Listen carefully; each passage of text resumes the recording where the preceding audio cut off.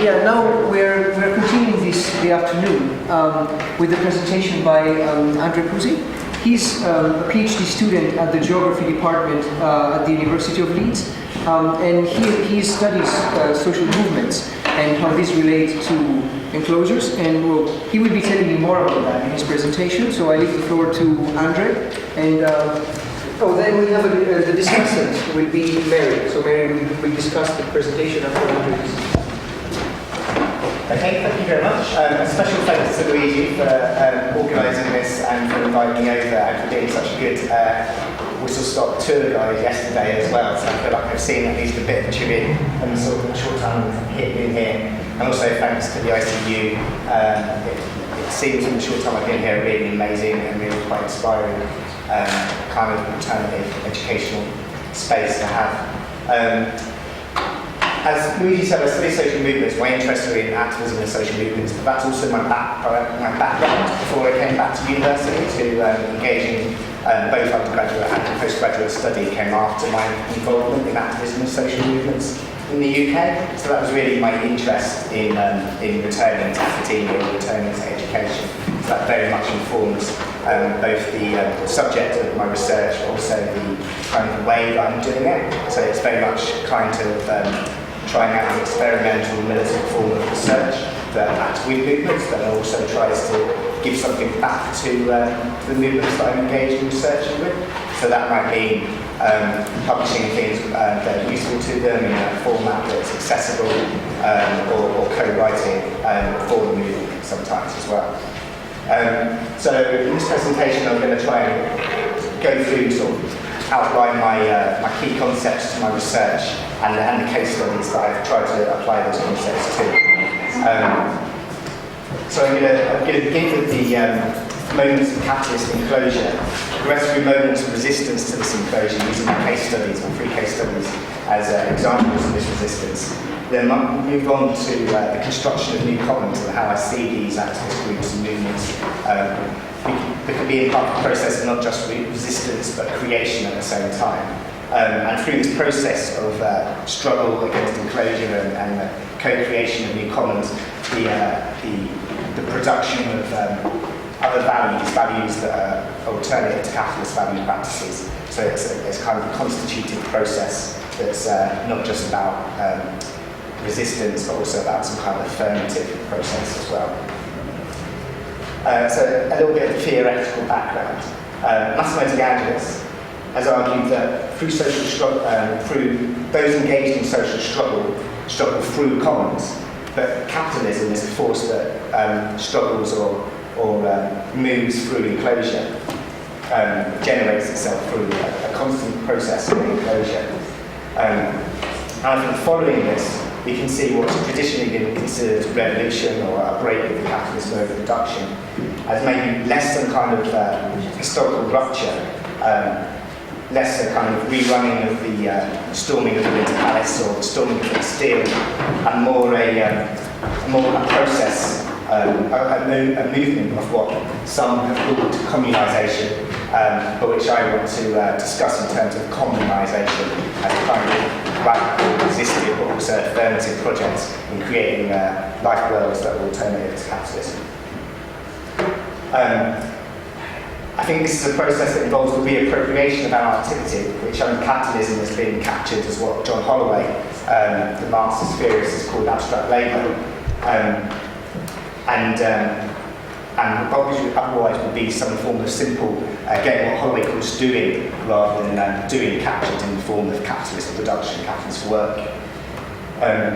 So I think if we're going to resist that and find other ways of running our lives, then I think building ways that increase our forms of autonomous self-reproduction is a kind of strategic emphasis, and I think theories of commons and ways in which social movements produce those autonomous ways of reproducing ourselves are absolutely central. I think we can describe the way in which this process spreads, these commons and resistance to enclosure spreads, what Nick Dyer-Witheford has called the circulation of the commons. And this is a process whereby we continue to defend and expand the reproduction of the commons and embedding and strengthening our autonomy within them. And this is a process of self-valorization and simultaneously the co-production of new subjectivities. And I'll go into some of that in more depth later on.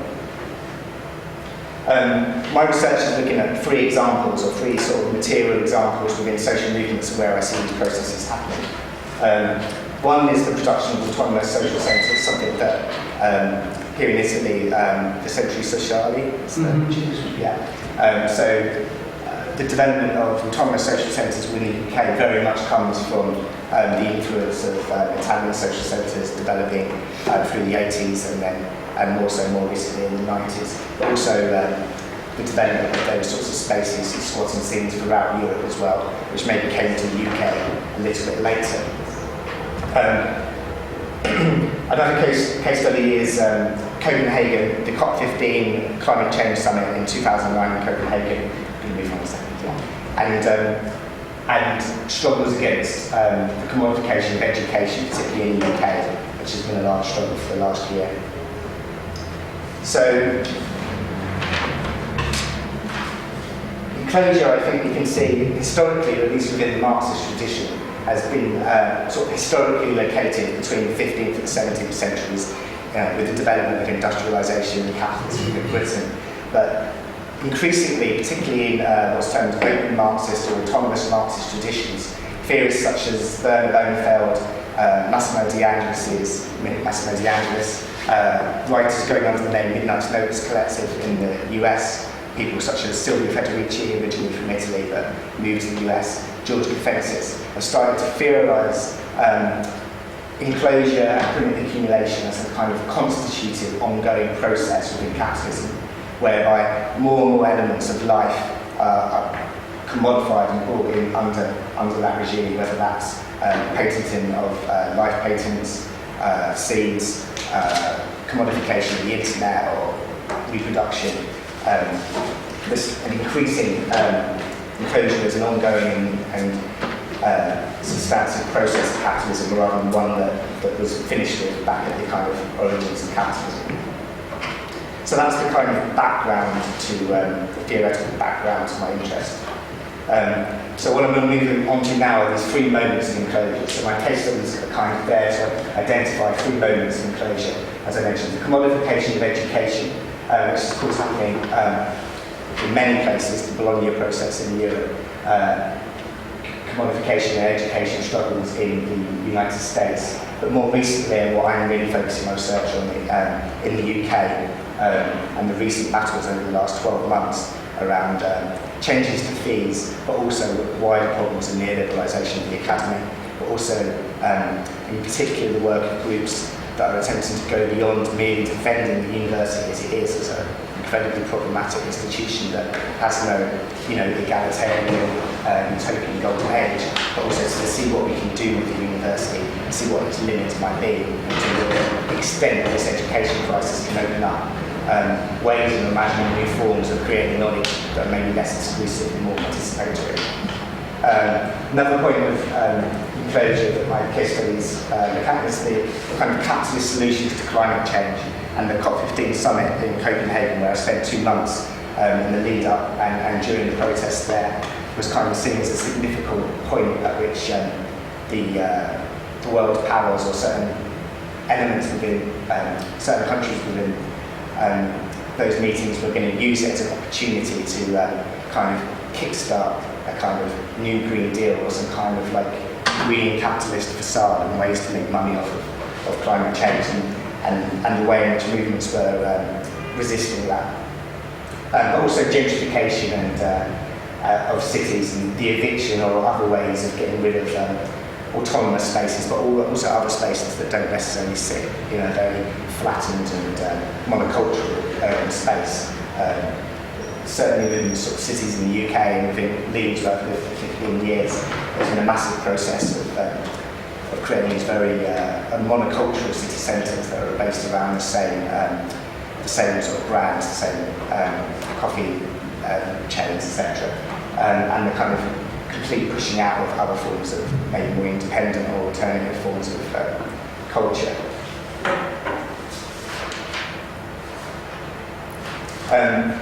But all of these moments of enclosure are met with resistance.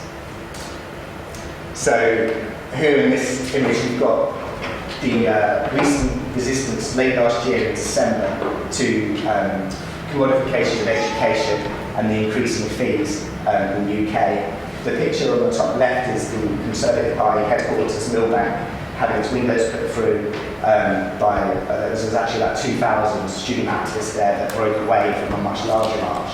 And this picture's now become iconic of the kind of, the death of a certain image of the student, at least within England, as being apathetic and disinterested and only interested in sort of cheap drinks offers or what they can get out of their degree to get their kind of first job after university. And then some of these other images are from the demonstration in December when the actual bill to increase, to triple the student fees per year was actually passed. There was a massive confrontation opposite Parliament that involved quite a lot of people being quite badly injured and hospitalised. One student in particular was cracked in the head so badly that he needed emergency treatment, and the hospital at first weren't actually going to treat him because they were treating police officers from the same demonstration, but the paramedics demanded it because he was going to die otherwise because he had some kind of hemorrhaging on his head. So there's been a very intense field of struggle around education in the UK, and I think you can see the kind of latent desire for something else in the graffiti left on the monument of their education for the masses, rather than what's been seen as the fees being increased being the further marginalisation of people who can't afford to go to university. So there's a desire there to open up the university more rather than close it down, which is what seems to happen. And here, these are images from the COP15 summit in Copenhagen in 2009. So you can see system change, not climate change, anti-capitalist kind of solutions to climate change being profit. The state's response on the top left, the top right-hand picture, is mass arrests. They rushed through some laws that meant they could arrest, at this point, 1,000 people at the same time, and they don't have to charge you with anything. It's just like the ability to sort of make mass arrests in certain preordained areas or times, which means that they don't actually have to ever charge those people. They can just mass arrest them, get them out of the way for 24 hours, and then release them. And here you've got some examples of autonomous spaces, and also the resistance to the further kind of flattening of the high street. I don't know if people are aware of Tesco's. It's a very big shopping supermarket chain in the UK, and there's been quite a lot of protests or grumbling against it from sort of people who are just kind of environmental or quite liberal fringes of kind of Guardian reading, kind of liberal politics, all the way through to most recently a Tesco's that was going to be opened in Bristol, which is in the sort of southwest of England, that had a long campaign of residents protest against it, ended in a quite a large riot that was also related to the picture next to it on the right-hand side, which is the eviction of a squatter social centre, which is directly opposite Tesco's, and the police saw that as being kind of stirring up trouble within that community, which is a very mixed community, both ethnically but also culturally. It has a lot of kind of independent art galleries, coffee shops, things like that, which are quite relatively unusual in quite a lot of cities in England, I'd say. And then the eviction of several other autonomous spaces, squatted spaces within the UK.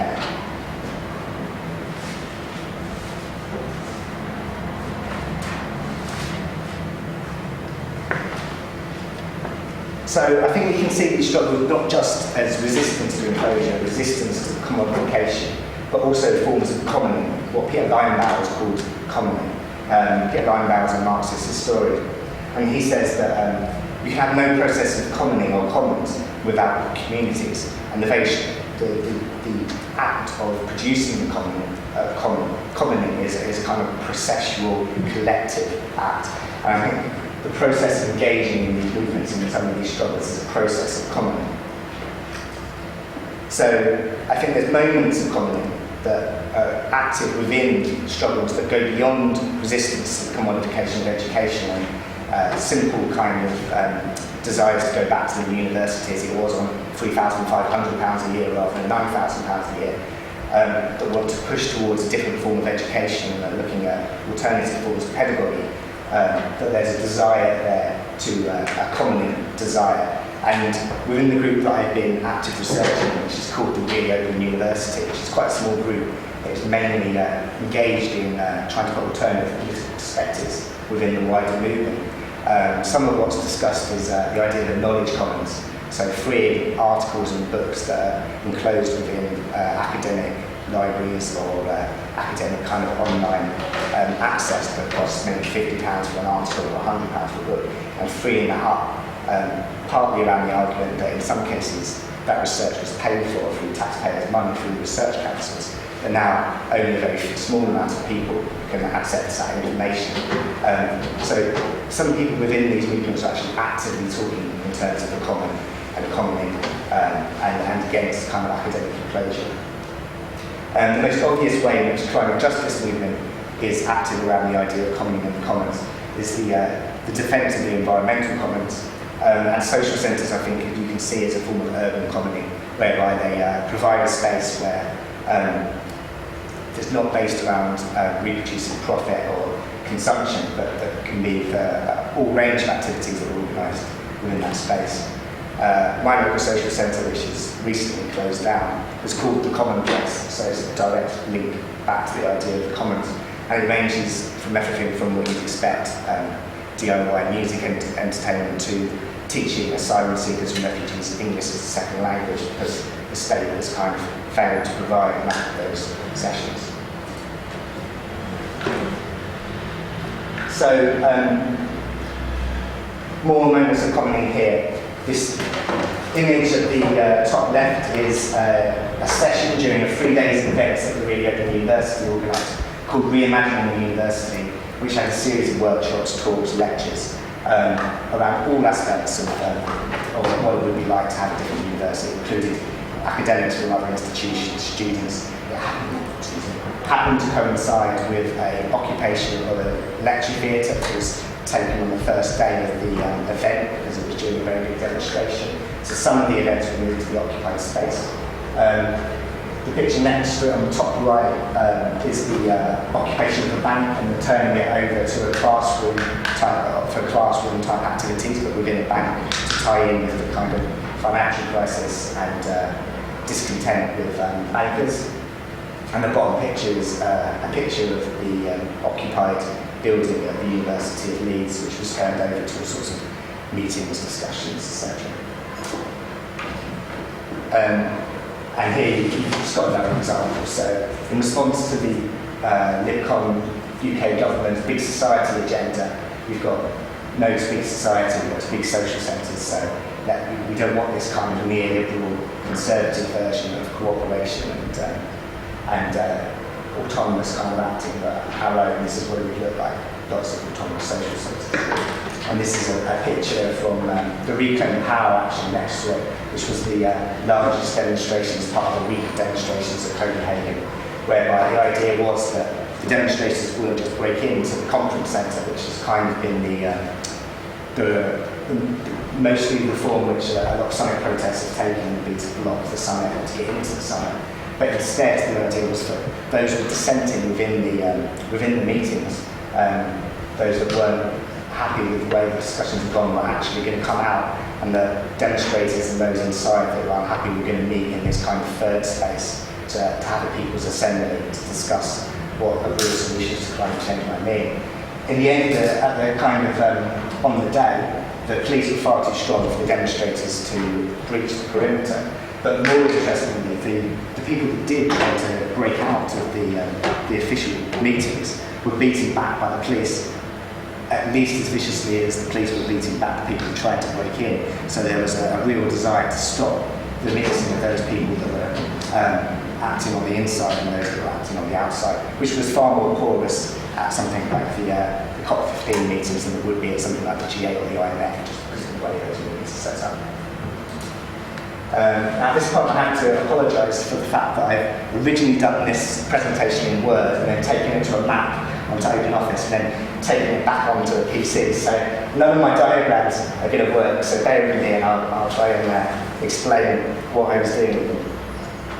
So So I think one of the many theoretical developments, one of the most important theoretical developments of what's loosely termed autonomous Marxism, but which comes from the workerist school of dissident kind of Italian Marxism through the 60s and 70s, is the idea of the circulation of struggles. And I think we can sort of crudely and briefly describe that as a process of composition, decomposition and recompositions, both of movements and of class composition in general, from forwardism to post-forwardism, from Nyelenkeh's idea of the mass worker to the idea of the socialised worker, or now his idea of the material labour or the biopolitical labourer.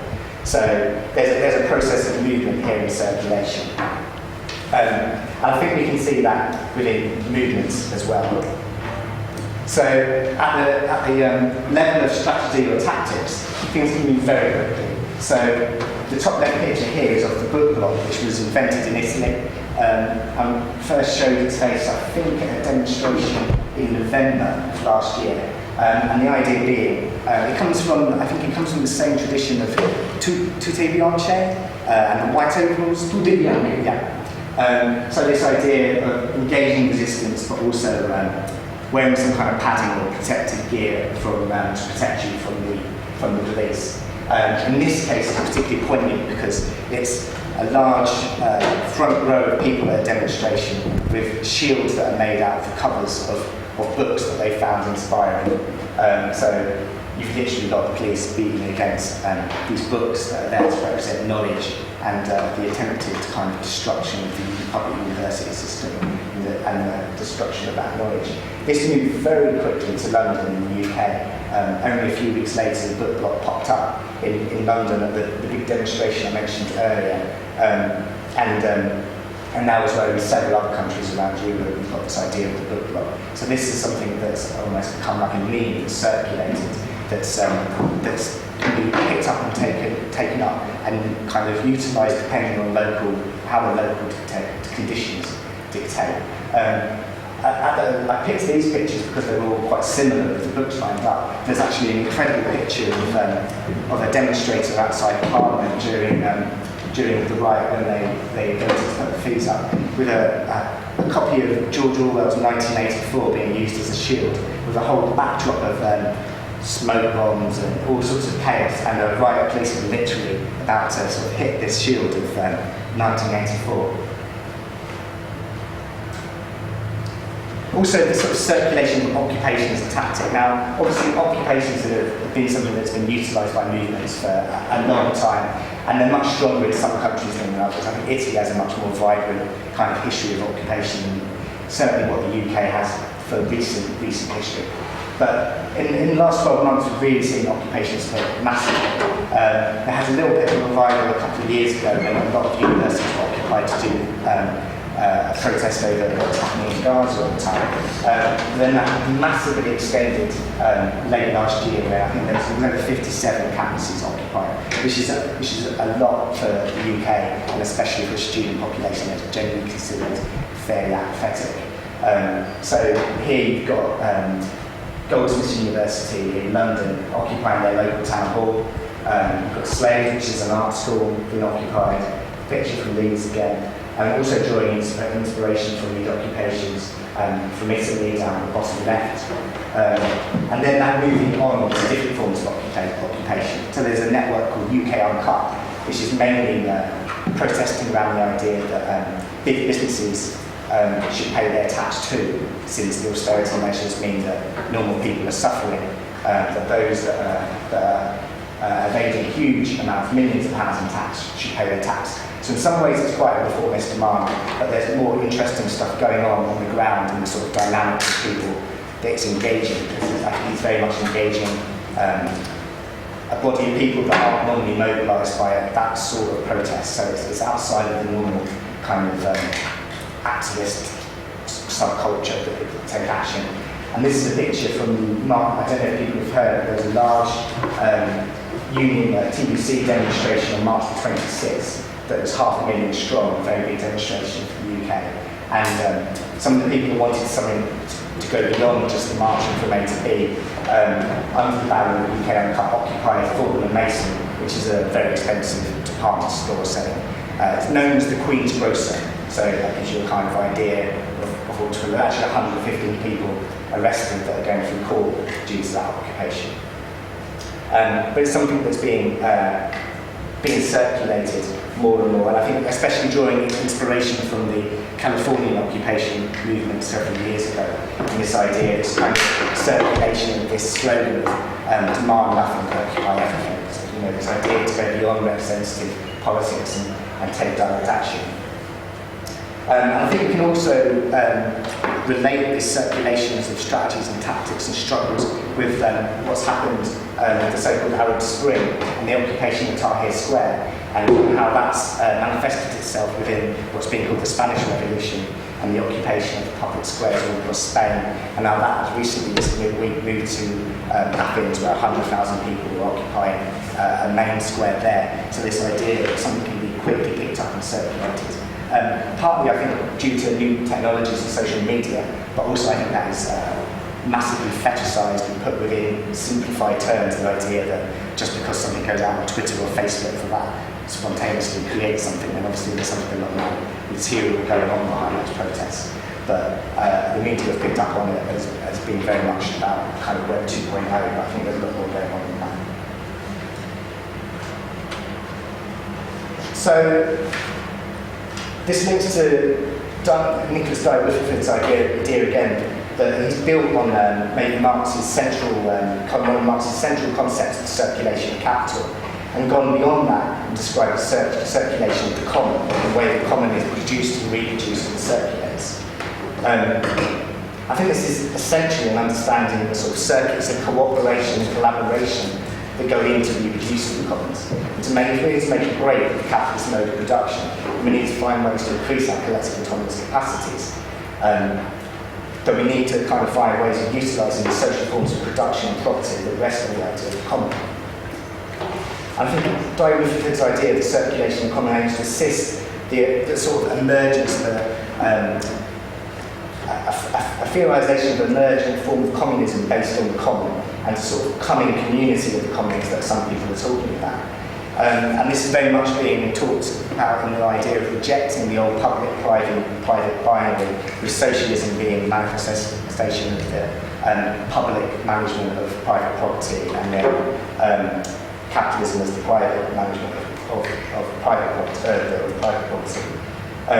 So going beyond this idea of the public-private split towards the idea of the common as an alternative from that.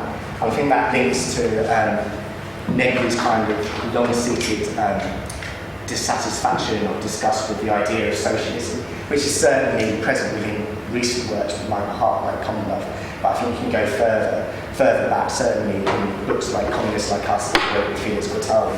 He was very critical of the idea of socialism, as well as the way that it turned out within the Soviet experiment.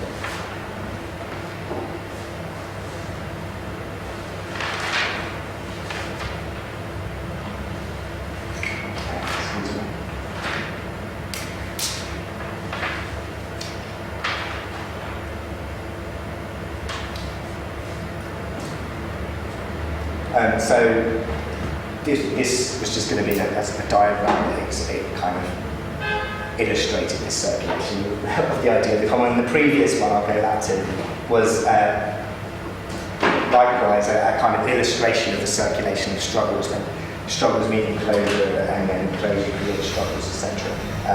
Obviously, most of it's not common, so you can't tell very much from that. So now I want to move on to this idea of the generation of other values that are part of the process of common. So we've seen responsive movements to enclosure is the attempted collective reorganisation of the world through the kind of acts of economy, acts of kind of trying to prefiguratively experiment with other types of social relationship. I think this other type of social relationship resonates with what Massimo De Angelis has termed other values within his book, The Beginning of History, where he kind of most clearly puts forward his views on this. And that's that we're not just reproducing capitalist values as some kind of totalising system, but that some of the time we're reproducing other values. I think when we engage in struggles, we're doing that to quite an intensified extent. It's the point at which other forms of subjectivity can be developed. So the realisation of different social assemblages that struggle to live by other values of economic value, rests on the idea that capitalism isn't a totalising force, but rather a set of relations that we're trapped into reproducing much of the time. And I think this can be linked to the geographers Gibson Graham, who tried to dedicate their kind of life's work to uncovering different forms of economy, different forms of life way that are coexisting with capitalism. I think this radical imaginary helps us experience what De Angelis calls outsides, but not pure utopian spaces that somehow exist outside of capitalism, but rather the generation of outsides within capitalism. What John Holloway has recently termed in his book Crack Capitalism, cracks in capital, these kind of moments when we're doing something else, these moments that might be resistance, or they might be something simple you do, like failing to sit to work and go and do something completely different. I think there's problems with that, because I think there's strategic questions to be asked over which cracks in capitalism or which commons give us the most leverage or the most collective strength by which we can kind of solidify and attempt to live like that at longer periods rather than these fleeting moments. So one of John Holloway's examples is a crack in capitalism is when you didn't go to work and you sat on the bench and read a book instead. But I think that might be a beautiful moment for several hours for that person, but it doesn't give us any kind of collective capacities to generalise that moment where instead of going to work in the call centre or in the factory, when we might all be reading books in the park together or organising labour in a massively different way. So I think movement value practices are experimented with, they're open and they're remade and practiced through this production of commons. And this is part of what, I think this is part of the process of self-valorisation. Self-valorisation, I think we can look at as valorisation that is to some extent autonomous from capitalist valorisation. And what has been described by some, for example, theorists such as Harry Cleveland states, as a kind of positive side of working class refusal. So it can manifest itself as a refusal of work, or some kind of positive mobilisation of a kind of collective invention power to do something else. When we're not resisting work, we're not just resisting, but we're producing, we're creating something else.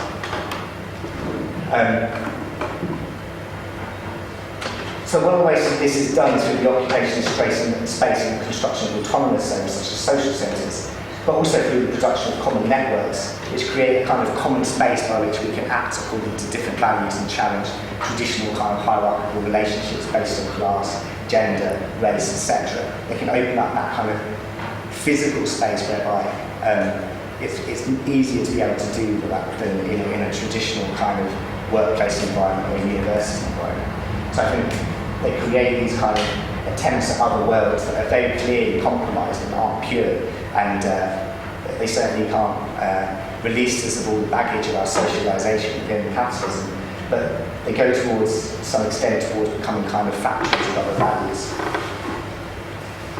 At Copenhagen, I think we realised several manifestations of common. The most apparent, which I mentioned, is the defence of the kind of natural commons, the defence of the environment, the defence of the atmosphere against further destructions accelerated through capitalist accumulation. And the sort of slogan, you can't have growth on a finite planet. But as well as this reactive protest to what's actually happening, and COP15's role in promoting business as usual, I think there was also a process of creating other worlds through the forming of networks, affinities, and relationships and mutuality that could put into action and experimented with for the process of mobilising for those protests, but also the process of the kind of spaces where people come together to eat food together, to share plans, to celebrate, to show solidarity, creates a kind of a different resonance, a different atmosphere than in other spaces. And is part of this kind of acting out of the commons. I've just got a few slides here to sort of show some of these aspirations towards the productions of other values. So a refusal of work. Some pictures from the Really Open University in Leeds, Don't Be a Sausage, which is a reference to our newsletter that's produced by the Really Open University. It's called The Sausage Factory, after Marx's quote about academic labourers becoming a sausage factory, working in a sausage factory. So it's a kind of direct reference to that. A flyer about a large meeting about how we create a really open university to get people really questioning and thinking about what a university could do and how it could be run according to different lines. And then a picture from the free-day reimagining university again. The bottom picture here, our society is bigger than yours, is a direct kind of refusal and a poking of fun at the government's big society agenda.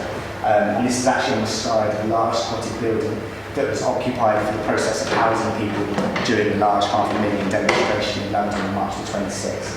So there's a direct kind of challenging over what we value in life, sort of implicit within that. And then these are three aesthetically almost identical banners from the Camp for Climate Action, which recently disbanded after about 5 years of activity. And it was a large grassroots direct action network within the UK that was engaged in resistance to climate change, and they invited people to go to Copenhagen for the summit there. So towards the end of that network's life, they were moving to an explicit anti-capitalist perspective.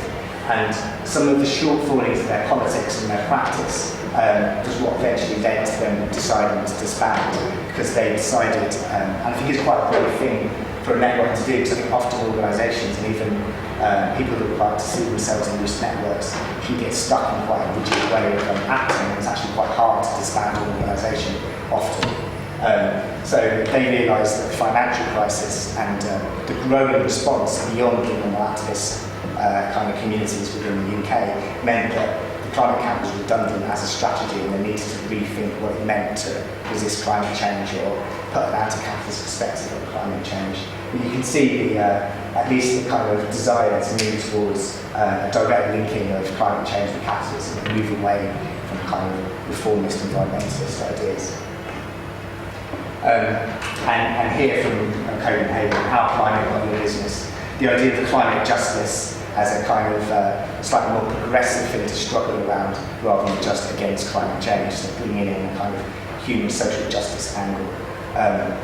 And the bottom picture is just a recent event that the Really Open University had in Leeds with John Holloway, and you can see the Omnius and Communia banner in the background, which means all things in common, so like a kind of direct appeal to those sorts of common values. So just to summarise, enclosure I think then is an ongoing process that acts over increasing aspects of life being absorbed into circuits of production and profit. These enclosures are met with resistance, but also the creation of commons and spaces where the ruling market does not necessarily dominate. These commons and the act of producing them engage participants in the process of creating other values that are radically different to that capitalist value practices. These commons and their struggles circulate and are picked up by others, experimented with and adapted and acted out according to local conditions. This circulation of the common contributes to attempts to live life despite capitalism as a constituent and prefigurative politics rather than a constituted state of things to be put into practice after some revolution to be put off in the future. Therefore, revolution is not so much struggling for commons, but through them. And I wish to propose that circulation of commons is part of the process of commonisation. The process of commonisation forms a kind of, maybe a kind of communism of becoming an ongoing, incomplete and uneven process of the circulation of common values and struggles, and the values that they produce. As the circulation of capital continues, it encroaches upon, encloses and other ways seeks to capture the collaborative doing of the commons through the ongoing separation of the doer from the doing, and of this transformation of this doing into abstract labour. And I think from my kind of perspective of the sort of research I'm doing and interest in kind of researching for social change, is that I think a kind of research into the idea of commons and how they can be utilised to more effect, rather than as kind of isolated examples of utopian spaces, which I think to a certain extent stuff like social centres can be if they don't link up and provide something more concrete, a more concrete challenge, something that directly helps us reproduce ourselves rather than something extra on top of what we have to do to live our lives. Then I think it's a kind of a central strategic question for both social movement actors, but also those that are engaged in or wish their research to be engaged in furthering the goal of social justice or social change.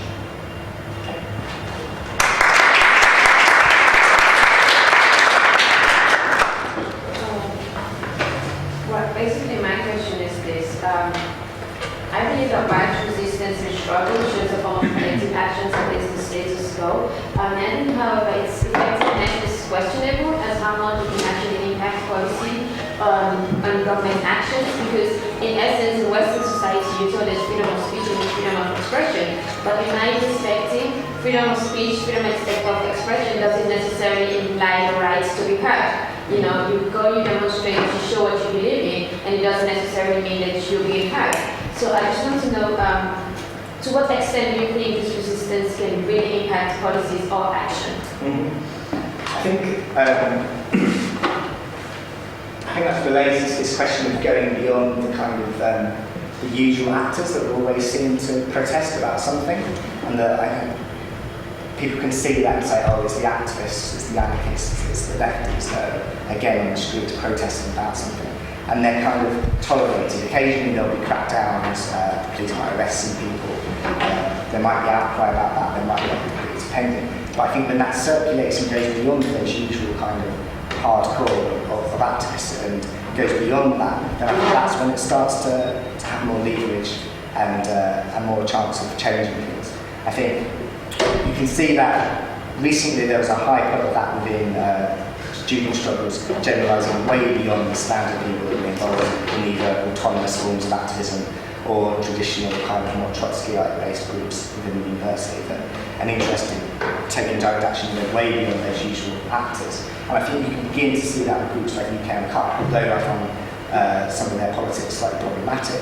I think they're engaging a much wider group of people than would normally be switched on to those sort of politics.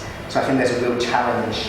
I think one of the real challenges there is that people that have immersed themselves in a sort of day-to-day culture of taking political action or in being involved in political organisation, I think can become very rigid in where they see change happening, what change looks like, what forms it takes, to the extent that it may be ignoring real possibilities for the broadening of those struggles because they don't look like the sort of prerequisite for what that struggle looks like.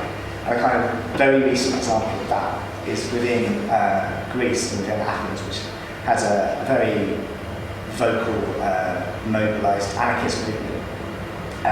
Obviously, recently in 2008, was involved in quite a large environment uprising.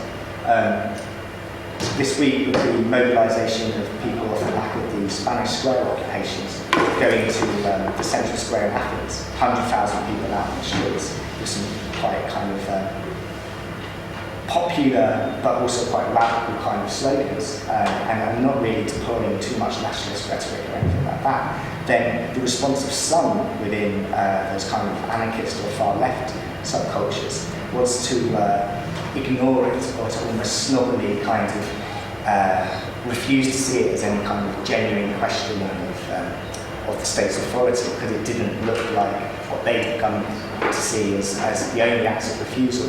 I think that's a real problem. You can have this development of what starts as what I've described as the generation of values, but I think within marginalised activist groups acting at times when maybe there's not a wider class struggle, they can be turned into quite narrow, moralistic kind of self-facilitating, insular kind of moral codes, whether that's around a certain form of diet, like veganism within some movements, or whether it's the kind of political rhetoric and dogma. I think another more tragic example of that is in Greece last year when there was a large general strike and someone set fire to a bank and some bank workers were killed because their bosses had told them they couldn't leave the bank during that time. And there was a real, from what I read, I've not been involved in Greece, I've not been to Greece, but from what I read within the kind of movement literature, there was obviously a massive fallout from this tragedy. Somehow someone set fire to a bank and 4 people had been killed. And I think what that shows to some extent is a movement that had been engaged in quite very militant but small-scale practices, such as fighting the police or violent acts, etc., failed to see when there was a much, much larger generalisation of that discontent within the general strike, but still thought the only way that demonstration would be successful in their kind of militant terms would be for a bank to get burnt, because in Athens that's what happens, a bank gets burnt, a police car gets burnt. So there was a kind of a failure to see what happens when the movement goes beyond the movement in the narrow confines of what we mean by movement within a kind of localised struggle. Does that answer? Sorry, go ahead. Okay, well, I have a question actually. I'm really fascinated by the work you're doing with sort of these smallish groups, right? So even yourself, you're involved in one. And so I'm wondering how one deals with the tactics strategy problem here, in the sense that you say we cultivate different values and we try to share those values between us. But I wonder, if you grow, to what extent can you remain consistent with your values? So I'll give you an example which is actually more related to this institution. So this institution is quite small. It's not necessarily ranked. So we don't kind of have the types of pressures that would, we interact directly with the people, and that generates a kind of common space where somebody like me, a student, can put up a workshop. If we had 200 students or 300 students, we'd have pressures on rankings and stuff, and we would lose much of what makes this place a real common place. Mm-hmm. So how do you deal with your aspiration to bring kind of change on a general level, with the risk of alienating yourself from your values in the process of growing? I think, because you're kind of posing a question on the problematics of scale and how you can maintain continuity once that gets beyond a small group. I think it's also related to the kind of problematics of openness within an organisation or within a setting like this. And that's something that it's one of the really interesting things that the group in Leeds that I'm involved with, the Really Open University, has suffered with throughout its existence, which has been about 18 months. These constant discussions over what we mean by open. And we've started running these monthly kind of concept meetings which open much larger amounts of people come and we normally come to our boring day-to-day kind of meetings on how we're going to produce a journal or whatever. And the first one was on this idea of openness and what it meant to be open and what the problematics and limitations of that were. And I don't think it's ever been something that we've completely resolved, but I think there's some fundamental rethinking or new thinking to be done about what form of political organisation is necessary for the social conditions we find ourselves in. And I think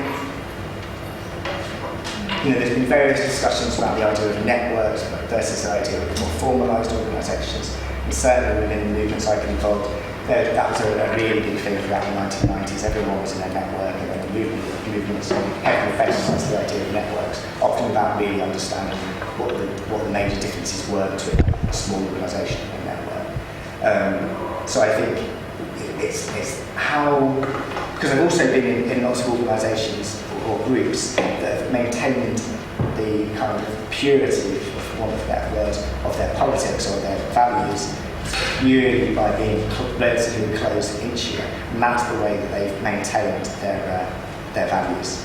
And I think that is exactly what reproduces what I was saying in the previous answer, this kind of rigid, insular kind of ideas.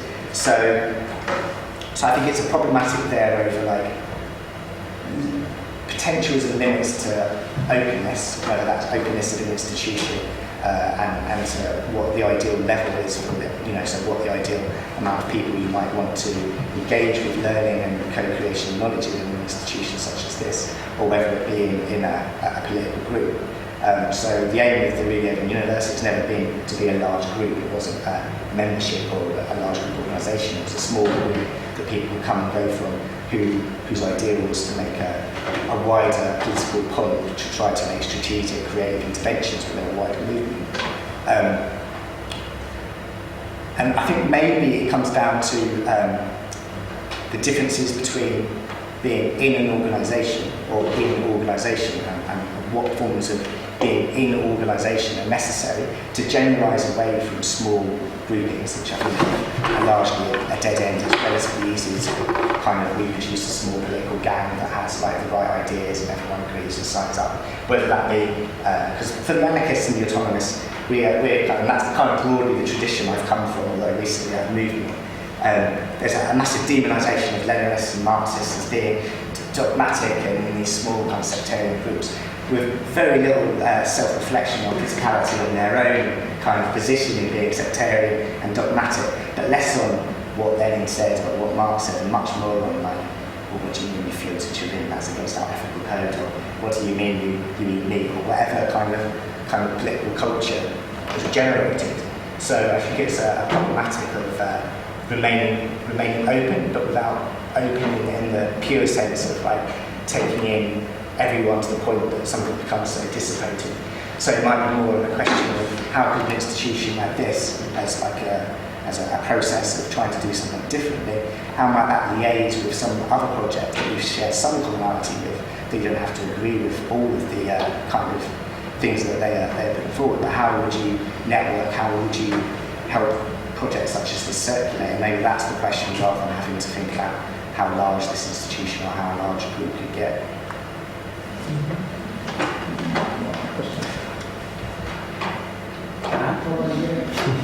I really enjoyed your presentation. The language you used is quite orthodox Marxist. At the same time, you consider yourself as autonomous Marxist. You talk about consciousness, organization, and movement. It's like 3C: class consciousness, class organization, class struggle.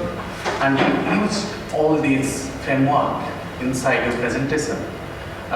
What do you consider yourself as an autonomous Marxist? What does it mean? I don't think I'd completely label myself an autonomous Marxist. The traditions, I suppose... Outside Communist Party? Sorry? You're outside the Communist Outside Party? the Communist Party, yeah. Autonomous from the existing kind of communist parties and socialist groupings within the UK. The traditions I most draw inspiration from, I guess, are strains of the workers kind of thinking within Italy, post-workerist thought, so some but not all of Nyelenkeh's ideas, the autonomy movement within Italy, but also what's been labelled open Marxism within the UK, which is far less, I think, engaged in direct forms of struggle and movement. So that maybe being so unknown or so voluminous in its kind of production of concepts. So people like John Holloway, Werner Bonefeld come from this idea of open Marxism. As I said, I come from more of an anarchist with maybe a small a activist background. So small a, by which I mean is not necessarily religiously or dogmatically adhering to kind of what I see as quite a strict and outdated anarchist ideology. But equally, I'm quite sympathetic with the way that Deleuze and Guattari and kind of people like that have been utilised by some of the post-workerist thinkers as well. And by no means a Deleuze scholar, but I've certainly dipped into Deleuze and Guattari, and I find the place at which they develop their theory, i.e. through practical experimentation.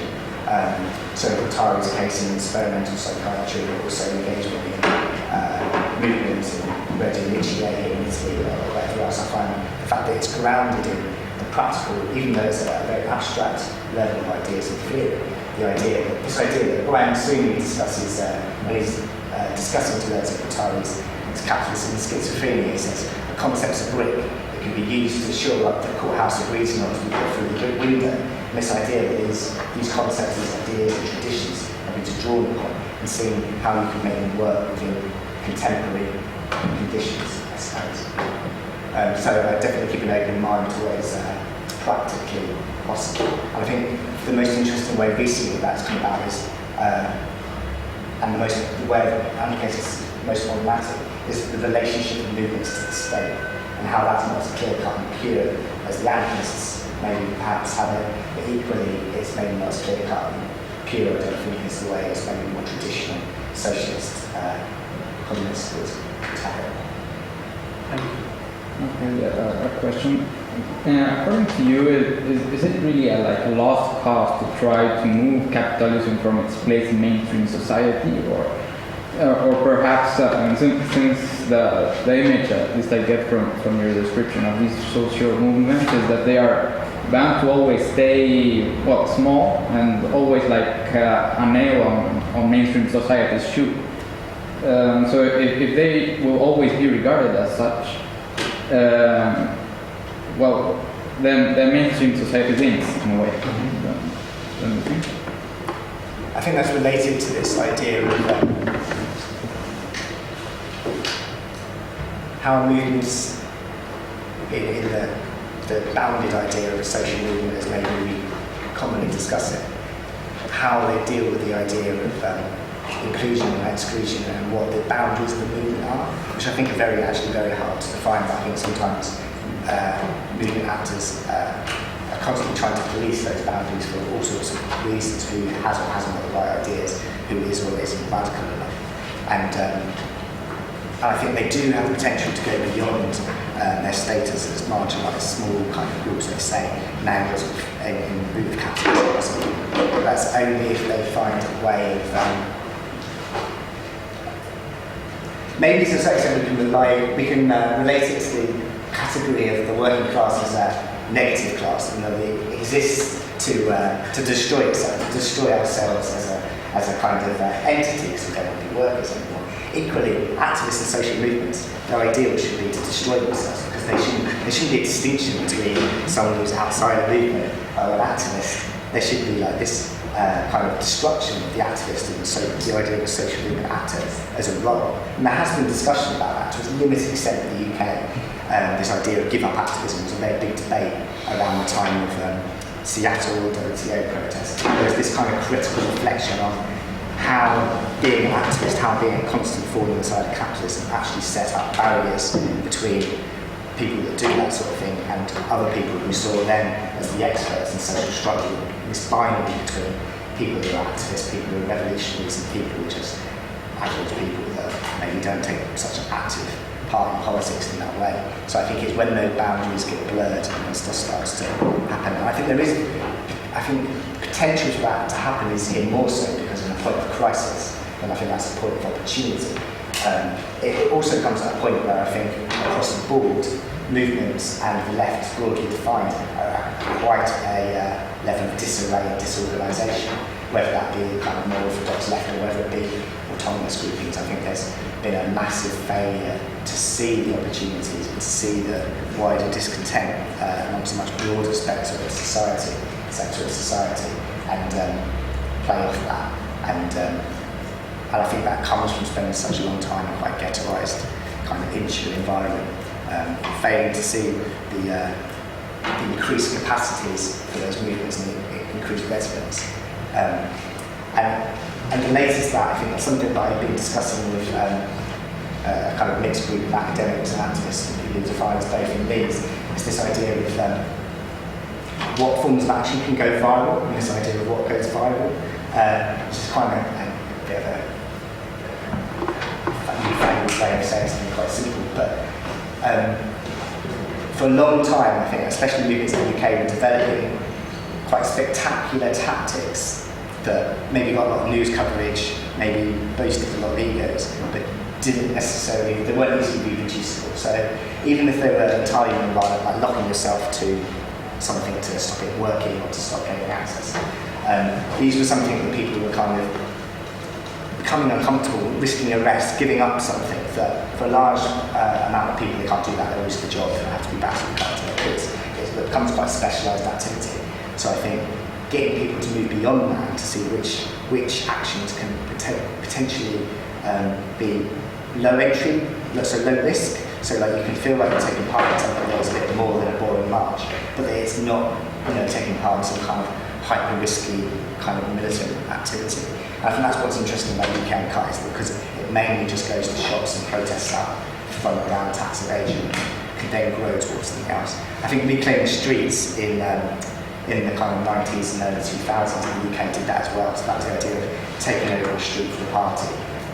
It was a relatively low risk of arrest because it involved large amounts of people. It was generally non-violent, maybe there was a little bit of violence and scuffles if the police tried to clear the street, but it wasn't like a hyper-militant demonstration in that sense of the word.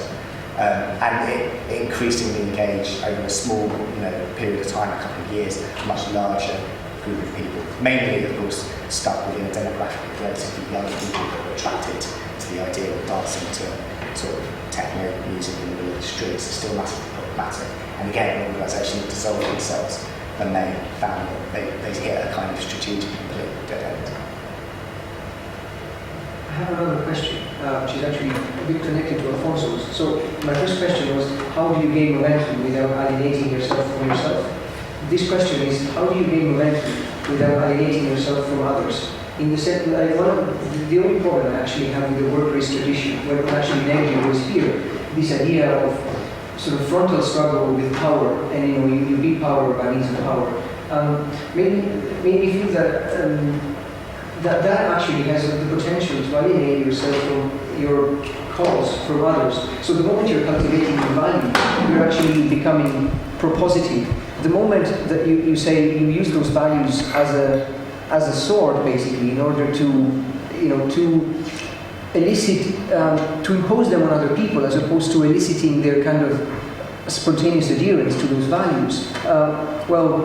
First of all, maybe you contradict your own values again, and secondly, you actually become just another player in a kind of structured conflict that you get a label, and then you can be dealt away with. Definitely, though I would say that maybe we've kind of moved away from an idea of a full frontal conflict, and that was one of the sort of controversies of his position, controversial by others, that saw the kind of role for that full frontal conflict. Because I think you can see the way that full frontal conflict played out in Italy, the strategy of tension with the Red Brigades and the kind of, not just the Red Brigades, but like the broader kind of mobilised movement, how that ends and how that is used for a massive crackdown and repression, and not just in Italy, but in other places as well. So I definitely don't. I think in general, I'd say most of these movements are not unique, but I suppose what links them is this desire to go beyond a purely conflictual kind of head-on-head, power against power kind of struggle. And that's why I think what's so important is that they're trying to create something prefigurative, and it's the process that's important rather than the actual the protest or the head-on-head power. And just maybe it's more about the idea of I want to bring an example that actually came up in your slides. That's what gave me the question. So when you showed the kind of students struggling, right? I remember seeing the documentaries in the UK about when students were kept, and then some of the students took on the police. And the moment they took on the police, there were other students that were in the same manifestation that got alienated from it and said, look at those guys, they're, and actually Zizek, he writes in his book Violence, he writes about the problematic role of violence, in the sense that very often violence makes you displace the problem. So you beat the policeman, or you get beaten by the policeman, and that's not the problem. So the problem is what feeds, right? And then the moment you displace the kind of violence, then you use that kind of displacing violence, you've basically lost the momentum of your cause. So some people would say, well, I don't agree with that, and step back. So there is the ambiguity I found in your presentation is this is sort of a more sort of frontal confrontation, like even like that of the students that go to the streets and take the streets and protest. Is that ultimately beneficial for bringing about change, or does it not make people feel, oh, well, students are thugs, and say you won't get everybody on board when that happens? Yeah, I think it's hard to talk about violence because it's so subjective for a start, and what people's position are on certain acts is so contextualised within the situation they're in, where they're in relation to. So what someone's interpretation of events, saying at home, getting it through a Sky News feed or through a British newspaper is so entirely different compared to people who are on the ground. But of course there is direct conflicting views about what should be done within a demonstration. The most famous picture within a different, I'm going to have to picture it, a different student feed protest was a police van that was thought to be deliberately left unattended within a large demonstration. It had quite outdated police uniforms and stuff like that. It could be a conspiracy theory, but equally it's a bit strange that a police van was left within a very large crowd of clearly quite angry people.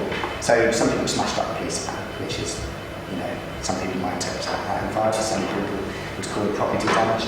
But there's a kind of iconic picture of some children in school uniforms still, people who were at high school level, forming a ring around this police van to stop it becoming damaged anymore. So in direct contradiction to the supposed values of the people that have been smashing up. I think that's always the process of movement and being part of a wider movement is always going to be very contradictory and messy. There's always going to be a whole field of conflicting opinions, whether that's about power dynamics within the movement, about gender issues, about representation of different groups, about who's taking individually a leadership role, or what groups are taking a leadership role, what best form of organisation or tactic, or whether we should change the world without taking power, or whether we should seize power. This is always going to be a field of struggle within the wider struggle, I think.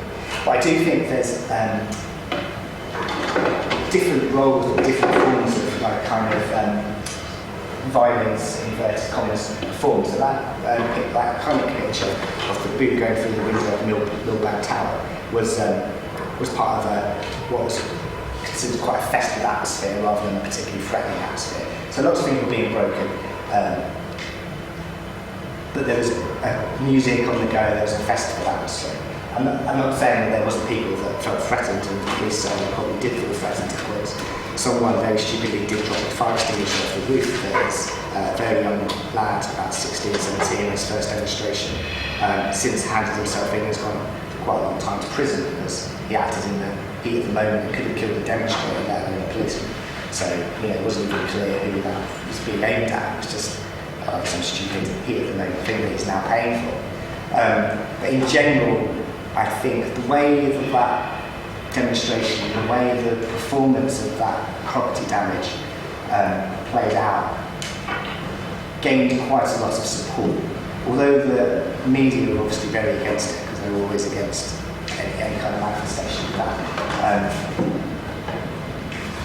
Within wider people like talk to within trade unions and stuff like that, lots more people were supported. So within the University of Leeds, the Senate, the highest decision-making body of the university, could not come to an agreement to pass a condemnation of the protesters in Millbank. These are not particularly radical institutions. The VC is head of the Russell Group and been quite formative in pushing through the higher fees. So there's no means that's not a unique thing with Leeds. That's a generalised thing. So within the lecturers' union, the UCU, the kind of centre, if you like, or right of the union, put out a kind of vaguely negative press release immediately after the events, as most large organisations will have to condemn the kind of breaking of the law. But then immediately those from the left, at the high up of the organisation, as well as the Bank and Fire, put out a statement in the national media supporting the students. So it created a real clash over how people felt about what happened.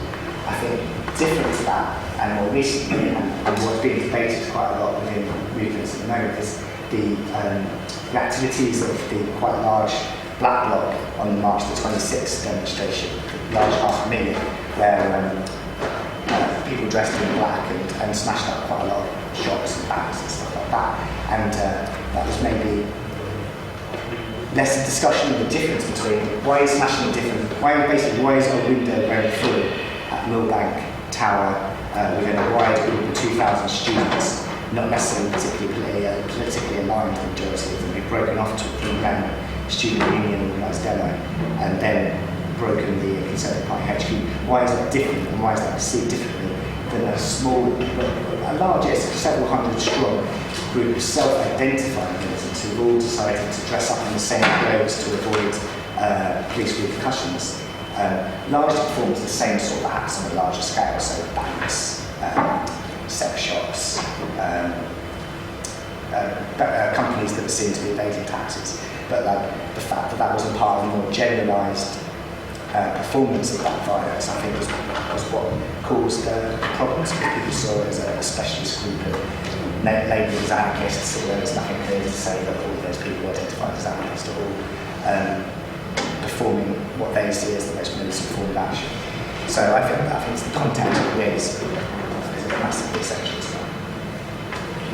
Yes, I just wanted to comment on the issue of this violence, because what we are actually talking about here is that all of these groups they are trying to come up with because they have a kind of ideology that we have been denied by of these things, and when you are denied, actually there is a kind of a passive rage which comes into you, and at some point it automatically comes out. So this passive rage, because of denial of some things, comes out in the form of violence. So in my opinion, it's very natural because we are all human beings, so it comes out like it is. And well, yes, sometimes I think also that it's needed. Sometimes it's needed. And I think that's part of the problematics of groups that are trying to engage in organised political activity, whatever that is. Finding points for social antagonism to realise itself that isn't necessarily just vented in uncontrollable rage or uncontrollable venting of that feeling, because obviously all sorts of people are caught up in that. People are trampled in the crush of people running or the police attacking. So it's not necessarily just people that are consciously chosen to go and fight the police or whatever it is. It happens. Caught up in that, yeah. So I think there's a problem of locating antagonism and where you decide to locate that really structure, whether you can find an outlet for it which satisfies people's desire to unleash something that doesn't necessarily just go down one road and that ends in the state clamping down because they find it powerful. I think I have a point to, for the room of discussion, we have to distinguish between the progressive violence and regressive violence. Progressive violence, I mean violence against property. Regressive violence is violence against life, human beings. So, as a person, as an activist, I believe in non-violence movements. But we have reached a point where we have to be violent against the property without losing any life. Because violence against the property hurts capital. That is the only thing that hurts capital. Violence against people is regressive. It is depoliticizing. It depoliticizes the class struggle and empowers the state, to be more violent, to reproduce violence. So let's distinguish violence as regressive and progressive violence. Violence against property, dismantling the banks, dismantling the centers of corporate power is absolutely fine without killing anyone, even a dog, even any life. But we have to separate. As you say, it's natural when you are denied certain rights for a long time. It comes out in the form of violence reactions. So when you lead a political movement, let the people decide. And when you organize in terms of mobilizing the consciousness, you can always tell people, don't kill anyone, don't hurt anyone, but hurt the capital, the circulation of capital. That's just a comment on Luigi's point. And I also think that in this thing, the concept of ideology is very much important. Because this ideology gives you a path that, okay, we have to separate two things, that this type of violence and this type of violence. So here we have to have a paved way, like we have to draw the line. And I think for this ideology is very important. Even though, the concept of ideology itself is like, it gives you a boundary that you cannot think beyond that, but I think in this case perhaps it's needed. An interesting example of trying to kind of come to terms with this problem of people who want to do different forms of activity on demonstrations. The Reclaim Power demonstration, the large demonstration in Copenhagen, there was an action consensus beforehand, and the action consensus had this incredibly convoluted agreement, convoluted because such a disparate group of people that had to agree on it, which was basically people could use their bodies and tools to try and push past or breach police lines, not to engage in direct violence. So it's this way of trying to like, because if they said it's non-violent, that is interpreted in different ways, and some people they will see that as ideologically pacifist, because that's the way they interpret it. So they had this kind of intriguing way, which was a really difficult process, because such a broad amount of groups had to come to this kind of consensus that it was going to be confrontational, not aggressive. So at no point would the police directly be attacked, but that people would use their bodies to try and push through police lines. So it was like forceful, not aggressive. You know, there was not going to be people throwing cobblestones or anything like that, but there was going to be people like attempting to create wedges and police lines, or cut the fence or go through the fence or whatever.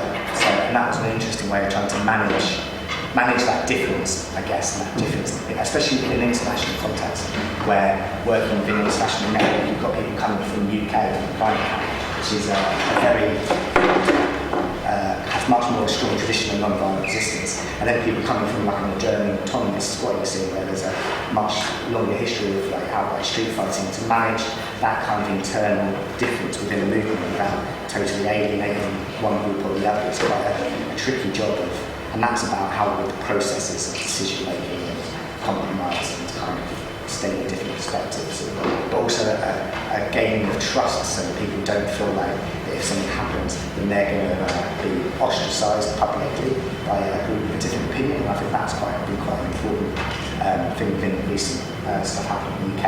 So UK Uncut demonised and associated with Black Bloc, although there's very little similarity politically or tactically.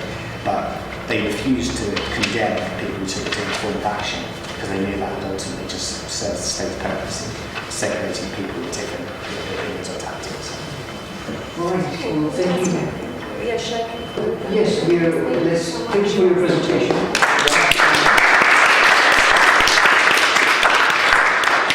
We have a closing address from the side.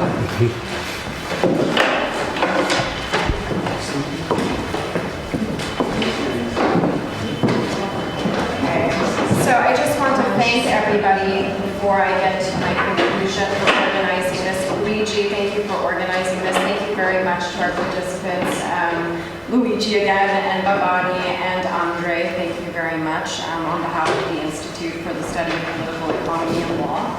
And I guess the theme that I saw that might be able to tie the three papers together was this idea that I think the central thing was the processes by which we internalize the logic and institutions and practices of capitalism, how we become subjects of capitalism. This was, I thought, very interesting, and it played out in three different ways.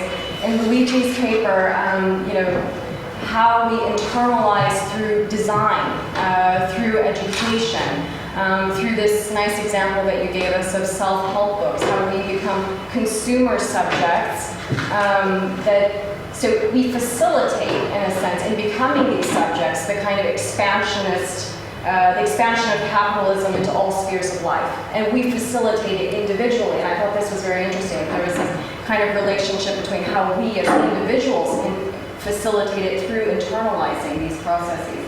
And then through Bhabani's, with the Bhagavad Gita, I thought it was very interesting how one of the most important philosophical religious texts could be used, again, as a mechanism for the internalization of capitalism, basically the continuation of the status quo of the Hindu society. So I thought that was another way in which this kind of internalization of the capitalist subject plays out.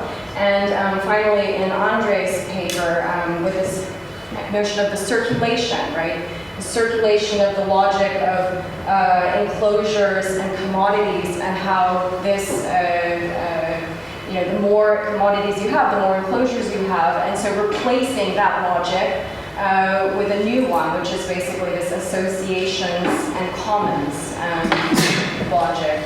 So I thought many interesting questions were brought up here, and probably the one that really stands out to me is about the strategies and the alternative production of subjectivity. So this autonomous subject? How do we free ourselves? How do we step away from this kind of internalization of capitalism process? How do we step into becoming autonomous subjects as opposed to capitalist subjects? And I thought that there were some clues, and more than clues, in some of the papers as to what those strategies could be.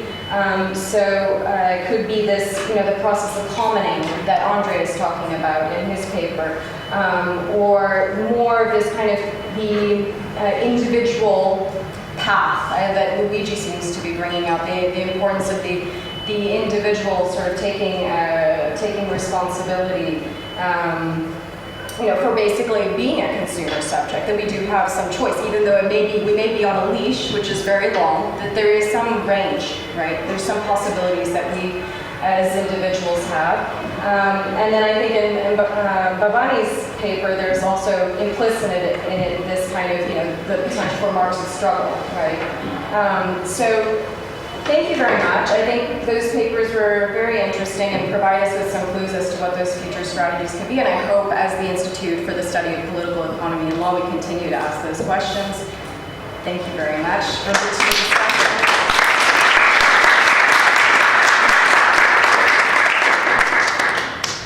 Special thanks to Luigi for organizing this. Yeah, very much. And the student discussants. Sorry, I forgot to thank the student discussants. Alfonso and Mary. Did I miss? Thanks everybody who showed up as well on the side. Saturday.